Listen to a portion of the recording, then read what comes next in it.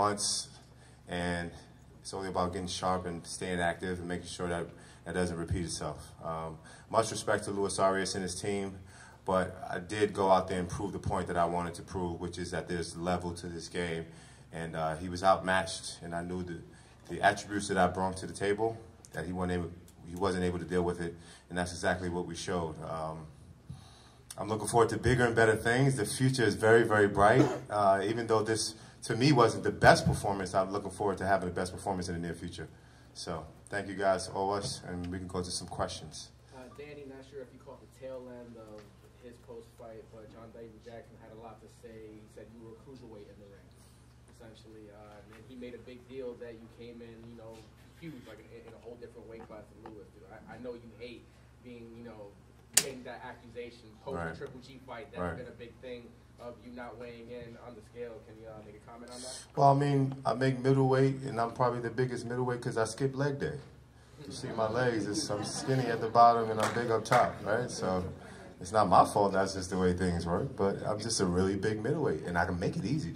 This camp for me was the easiest, and big shout out to Chris Algieri. This camp was the easiest that I've made 160. I was able to have breakfast the morning of the weigh-in.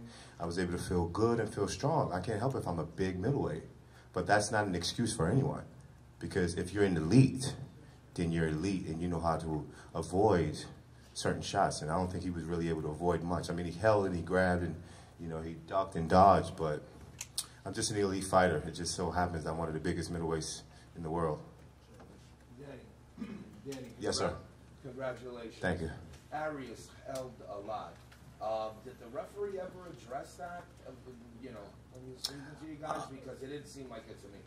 Yeah, I think the referee, he gave him a couple warnings. I would have liked him to give him a lot more warnings, but the referee did a stellar job, no complaints. He was in survival mode from the first round on. Once he got hurt, he was in survival mode. And it's really hard to stop a guy who's like experienced with the survival skills. He was grabbing, he was ducking, he was holding, and I really wanted to display my skills, and my trainer kept telling me, put your combinations together and start from the body, because that's where he would start when he started holding. I just started a little headhunting a little bit too much, but you know, it's just about the experience, and I gained a lot more experience in this fight than I've done in my previous fights for that reason alone. Danny, was he better defensively than you thought, or would you not even say that he was being defensive because he was so looking to survive? How do you see Yeah, I don't think it was, because when you know, there's a difference from being defensive and trying to really survive. I mean, he swayed a couple punches, but like I said, I was really aiming to get the knockout. So at times it seems as if I was swinging and missing is because I was really anxious. But I don't think he was the best defensive guy that I fought. But he did a really good job at holding and surviving. I give him that. But he didn't pose any threat. He didn't hurt me at any time in the fight. And I was able to see all the shots. You know, he wasn't that fast of a guy. I just think I could have done better, but I did think I put on a good performance. A nice, strong 12 rounds for me, and getting that experience where people think I'm this huge knockout artist. You know, it just shows my diversity. Danny, were you surprised that he didn't stand in the middle of the ring next to Yes, I am. I think he fooled all you guys too. Like, I think with the lead up and build up to this fight, I think you guys really, as well as I did, thought he was going to stand in the middle of the ring and bang it out. So the first round, my mindset, I was going to be a little precautious and kind of, you know, be a little bit more defensive than I normally am. But when I started seeing him going backwards, when I wasn't really posing a threat, I said, okay, I see what type of party this is going to be. And it was actually worse than I thought, so. I got two questions here. Danny, first, congrats on the performance. Thanks, Al. At what point in the fight did you realize, all right, this dude is in straight survival mode, and I'm really not going to be able to stop, so let me just finish, close the show, you know, win every round comfortably. Did you feel that way at any point in the fight? Maybe the second half of the fight, and I knew that, because I thought that him being inexperienced and going 12 rounds, that I might get him in the 11th or 12th or 10th round in the championship rounds. But he was able still to survive, and even though I hurt him a couple times in the fights in the later portion, yeah, and that's credit to my trainer. He told me to go down to the body, because every time I go for the head, the guy ducks down and holds, and you know, he just had survival skills. I mean, there's nothing I could say about it. I mean, it was just a learning experience. My second question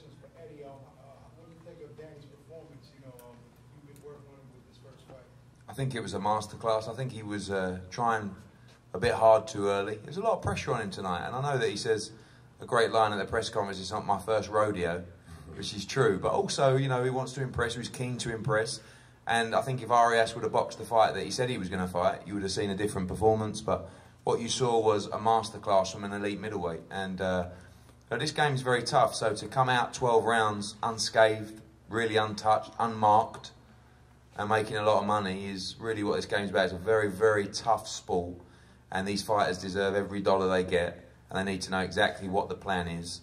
And the plan tonight was 12 rounds, win every round, have a couple of weeks off, back to the gym.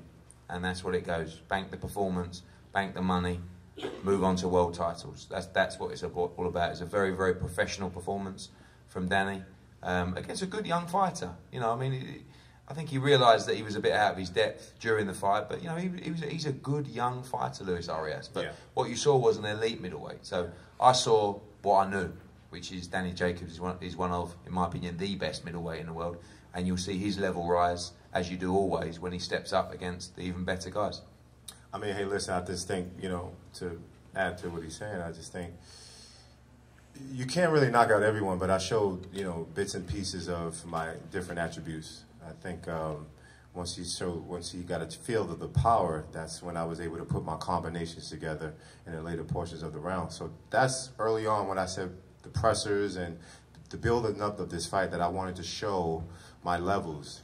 And even though I could have done a better job, I do feel like I did just that. I think he realized in the first round that he's outclassed. Yeah. You know, I seen it in his face. When you said it in the post interview, you said, you know, it takes a while to let go of some of that anger and that anxious. Is it still there now? Are you gonna go? No, I just finished seeing his mom, and she came up and we spoke, and we said there's nothing but love and respect. Like at the end of the day, you know, we human, you know, and the back and forth talk, yeah, it's gonna get under my skin, but I respect him. Like, you know. Did you want to say on camera who ran now? No, that's not it. No, that's not. No, I would never disrespect him. My skills spoke for me inside that ring, and that's really at the end of the day what it's all about. You know. Your speed, you look really fast. Your speed was really impressive. I felt good, and I was able to utilize my jab a lot more, which my trainer loves, because in the last fight we kind of strayed away from that. And I think just adding different pieces to the puzzle as we get in this experience. So I don't look at 12 rounds with a guy who many feel like I could have stopped as a defeat or a loss. I look at it as progression. But what it is that no one really knows him because he's never fought anybody. So we don't know if he could even be stopped. Right.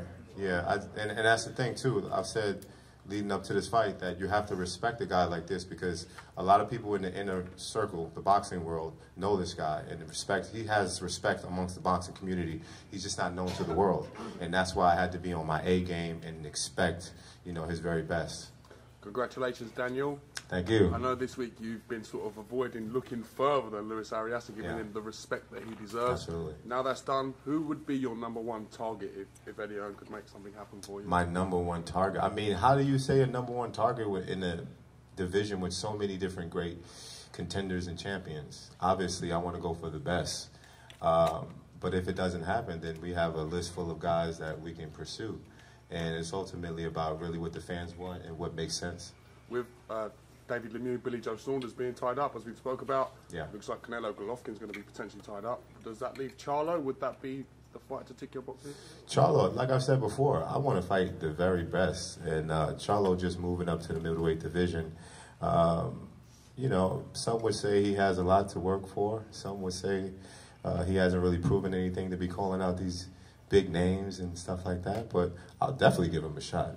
What about some of the British guys? You've just had that exposure back in the UK. Yeah. There's some great middleweights back on the UK shores, like some Martin Murray. I'm sure he would jump at an opportunity. Does that interest you? Does that tick any boxes? I'm not sure if Martin Murray makes sense. I think that's going a little bit further down the line. I respect him, but I just think we want fights that make sense. We want fights that's going to catapult our careers to the next level, not fights where people expect us to win. Okay. Yeah. You had a lot of success out of the southpaw position. I think maybe even the knockdown occurred when you guys switched to southpaw. Oh, I didn't. I forgot. It was a. Oh, okay. Yeah, my bad. I forgot I knocked him down. Is that something that maybe we can see come out earlier in your fights, or do you wish you had kind of switched around earlier? Because it seemed to confuse him. Well, I mean, I just really, once my jab was flowing, I just stuck to what worked. And I switched southpaw to see if I can get the knockout because I wanted to go for overhand left. But it's just how I feel in the middle of the ring. It's how I feel in the moment, and it comes out when it's necessary. But I love switching southpaw, as you've seen. I've been doing it my whole entire career. I'm pretty good at it. I could be better, right, Pops? Could be a lot better, but boxing is a forever going learning process, and I'm always going to be a student of the game. But it seems like you're more effective from the southpaw stance. Could you fight an entire fight?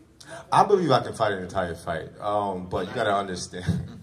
All right, Andre. Don't talk my baby. All right. Don't talk my baby into trying. Not yet. But see, you got to understand, I have respect for this game. And when you're at an elite level, you have to fight elite. And fighting an entire fight southpaw, I don't know. I mean, I would love to do it, but, you know, I have to choose wisely who I do it against.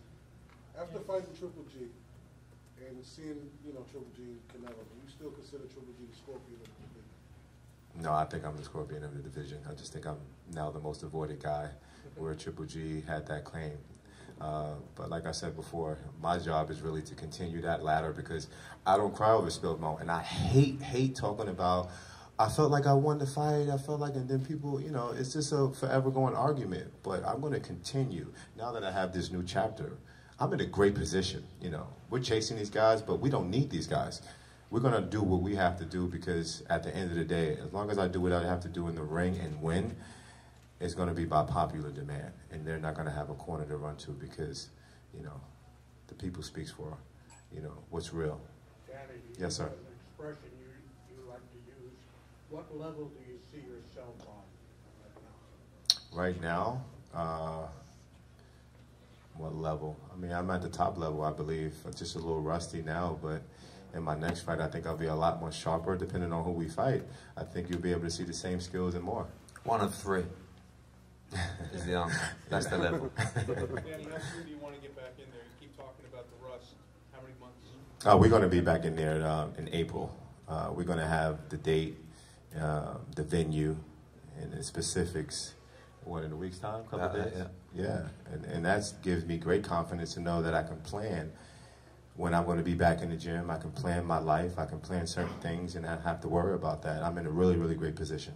Daniel, you seem relentless in there. Like you just walked through Luis Arias and not worrying about what was coming back at times. Yeah. Having been in with Golovkin, does that give you a confidence that you can take what these guys are going to throw at you and you're not sort of worried as much? When you've taken the best punch that people consider the boogeyman, it gives you that extra level of confidence that you can take punch from, you know, anyone. You know, I take a really good shot, and this, what Arias is saying with this whole I have a weak chin, he had an opportunity to hit me and hurt me and do all these different things. He didn't do it. And even when he landed a big shot, I came right at him.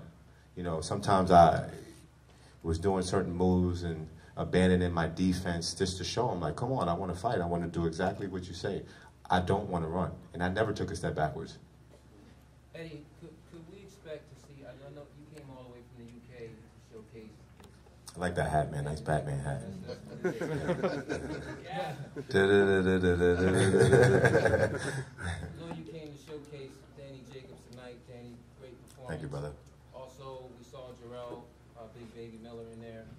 He spoke about Dillian White, the possibility of that fight happening, and HBO being involved with Danny. I'm sure he didn't get involved with that network, neither did you, not to say that Luis Arias isn't a big name, but we could expect to see a bigger name opponent in April alongside Danny and maybe a Dillian White, Jarrell Miller situation. Could you talk about that possibility? Because, I mean, it would seem that you wanted to showcase him to a British UK audience as much as, I mean, we already know Danny here. So. Yeah, I mean, I think that the UK audience is very mature now in terms of boxing.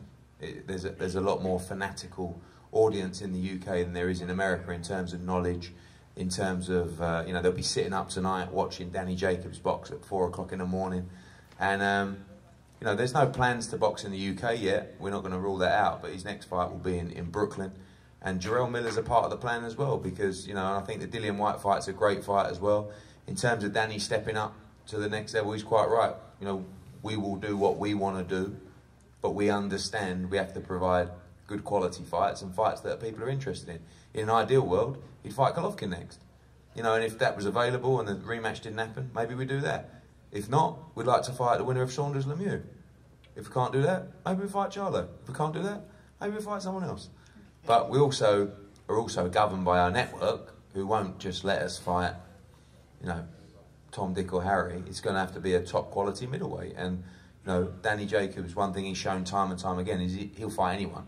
It's not a case of, oh, he'll be turning down opponents. But, you know, we need the right opponent. But this is about building Danny Jacobs into a position where the fight is unavoidable for the likes of Canelo and Golovkin. We're not sitting out here saying, oh, hopefully we get a shot against these guys. Like, no disrespect to Lemieux and Saunders, I see Danny Jacobs on a whole new level to those guys in terms of ability and hopefully in terms of profile as well and draw. So that's the level we want to get to, where actually they're coming to us saying, oh, is there any chance of a shot with Danny? Having fought Golovkin, someone said it will be fair. Yeah, 100%. Listen, he's nowhere near the size of the star he should be after that Golovkin performance. Okay? So in my opinion, he beat Golovkin. In other people's, you know, maybe it was a draw. Maybe it was 1 round to Golovkin. But you couldn't split the fight. So there's this guy who is supposed to be this animal, this superstar in Gennady Golovkin. And here's a guy who has bundles more charisma, just as much talent. He's from Brooklyn. You know, he should be absolutely mobbed on every street in New York State. Yeah? So that's really my job. And if I would have had him leading into the Golovkin fight, maybe we'd be in that position now. But we're building as well. We're not just building in the ring, we're building outside of the ring. And so, why do you think those things have happened for him since the Golovkin fight? Sorry? Why haven't those things happened? Because he didn't have a promoter behind him. Because he didn't have activity behind him. You know, you can't come out of a fight like that and a performance like that and not scream and shout. And he's not the kind of guy to scream and shout. But you need a vehicle behind you to push you and make noise. That we should have won that fight, that we want the rematch, that we're the best middleweight in the world. That's just standard behaviour, standard promotional literature.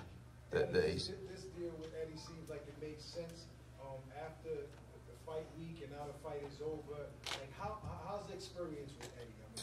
I mean, this is the most promotion I've received, I think, in my entire career. The last 3 months, I mean, I was out in dinner last night, and they were showing my commercial about 4 or 5 times in between the NBA games. So, I mean, it's just stuff like that that I feel like, you know, it's going to catapult my career to the next level. Having a guy investing into me in a network, invested to promoting me, you know, and it just makes sense, and I'm glad it came at the perfect time. Eddie, not sure if Joe DeGuardia is here, but Danny and Demetrius Andre have history, having fought previously in the amateurs and things of that nature. Star boxing, you just co-promoted a show with him. How feasible is that fight taking place? Yeah, again, no disrespect to Demetrius Andrade, and I put Charlo in the same bracket as well, and I put Saunders in the bracket and Lemieux in the bracket. I see Danny Jacobs as a level beyond those guys. Doesn't mean we won't fight them, because they're very good fighters, but we're really trying to establish ourselves as the major name in the division, and that's why I said about the 3, because I really feel like there is a 3, and that is Canelo, Golovkin and Danny Jacobs. That's, for me, the big 3 in the division. Doesn't mean we won't fight Andrade, Charlo, Lemieux, but, you know, our plan is to be in the mix with those guys. So, you know, we want to make sure that we are up there as a brand, as a fighter, you know. So, yeah, Andrade, at the end of the day, I don't decide who Danny Jacobs fights. You know, we'll speak to the network, then we'll sit down with Keith, we'll put it forward to Danny and the training team, and ultimately they'll make a decision. But we're doing our own thing. We're not really chasing anyone in particular. We're going to do our own thing. Eddie, before the fight, you said if Jarrell Miller beat Marius Wack convincingly or impressively, you might get line for an Anthony Joshua shot. After tonight, where you... It was a good win. I mean, look, this is the Danny press conference, but, you know, Marius Wack, TKO 9, is a very, very solid scribe on a heavyweight's career. You know, he's been beaten a couple of times by top-level guys, Vladimir Klitschko, Povetkin. These are top. And Jarrell wore him down. I think Jarrell has a lot of learning to do. I think he shouldn't be stepping in just yet. He needs 1 or 2 more before he gambles. And again, I'd like to see him bank the money. You know, this is a tough sport. Bank the money before you gamble. And that's what Jarrell Miller needs to do. He needs to come back. I'd love him to box on our card in April. He's from Brooklyn as well. You know, he's an exciting heavyweight. He would have learned so much fighting the likes of Marius Wack. But again, Marius Wack TKO 9 is a very, very impressive win and puts him probably 1 or 2 steps away from fighting for the world heavyweight title. Danny, did you notice ARIAS favoring his foot because you say he had a blister on his sock? Oh, he had a blister now. Oh, he did? Oh, okay. Those pesky blisters. Yeah. I mean, I don't know. Maybe if he didn't run, then, or if he'd have met me in the middle, he wouldn't have had surgery on it. Much respect to ARIAS. He actually left with his foot and his splint. It was on top of the foot. Yeah, man, listen. You know, at the end of the day, it speaks for itself. Yeah. Danny, can you describe your experience at Nassau Coliseum? It's been amazing. I've loved the experience. You know, Brooklyn spread love. That's my motto. And I would love to fight all over the world. I'd love to fight and give people who haven't had an opportunity to see me fight live. You know, so coming to the islands, I'm still a New Yorker, still have people come out and show support and give these Long Islanders a great show. I really felt that's what we did. We accomplished. Me and Baby Miller put on a great show for the fans along with the rest of the undercards. And I look forward to continuing that legacy. I think, you know, Barclays Center obviously makes more sense because that's where I have my biggest draw. And, you know, we really have opportunity to sell this one out. But, you know, that's about building our brand. And that's really the experience that we have. And we're going to continue to climb that ladder. I'm glad that I had an opportunity to come in Nassau Coliseum and perform in front of these people. Eddie, what's your assessment of your first show here in the U.S. and moving forward? What would you do differently? It's a great learning experience, and you know, I want to thank obviously our team at Matchroom, done a great job, and the co-promoters on the show as well, Solita Promotions, Joe LaGuardia, Rock Nation, Golden Boy. I think that's a marker for us that we're willing to work with anybody in boxing and not let the politics of the game spoil fights for the fans. Again, working with partners like HBO, Sky Sports, Brooklyn Boxing. I want to thank Brett Yormack, Anthony Cantanzaro, and all the team at Brooklyn. Gina up the back there. My man Keith Connolly. Yeah, well, I haven't got onto him yet. But Brooklyn Boxing, you know, what I've found is there's very few venues that really drive the action, and Brooklyn Boxing do it. Well, what have I found about the market? Too early to say. Little bit of a lack of noise compared, but I'm comparing it to the UK fans who are crazy, who are dancing around, singing, jumping around, and you know that's going to take time to understand. But everybody's got 2 arms, 2 legs, and a heartbeat, and they love a great time. And boxing's the greatest sport in the world. So I feel like tonight was a nice, solid start for us. I think we'll be back in the city for the next fight, and quite right as Danny says, Keith Connolly, thank you very much for all your help. There's few managers who care as much for their fighters as Keith Connolly. Yeah, I agree. And you'd think that actually he was Danny's dad rather than his manager. But he's done a wonderful job for Danny Jacobs, and it's great working with both of them. So for now, it's just a New York thing? No, we're going to be doing 4 shows. Look, my deal is I'm not exclusive with HBO. Okay? Danny Jacobs is exclusive with HBO. So we'll see where it takes Matchroom Boxing USA. Had 24 phone calls in the last 2 months from big-name American fighters wanting to sign with Matchroom. I can't give them what they need. There's a big problem with American fighters that don't have the activity, and it's hurting them inside the ring and it's hurting them outside the ring. So Daniel Jacobs is the flag bearer for Matchroom Boxing. He's the ambassador for Matchroom Boxing, and we're going to put all our focus into him right now, and we'll see where it takes our business. But I don't want to start signing 20 fighters and promising this and promising that, and they're only boxing once a year, and I can't really get behind them. I can't deliver them the TV dates. That's no good for anyone. So luckily for Danny, he gets our full attention for now. And listen, maybe in 6 months' time, maybe in a year's time, we've got 12 days here. I need 12.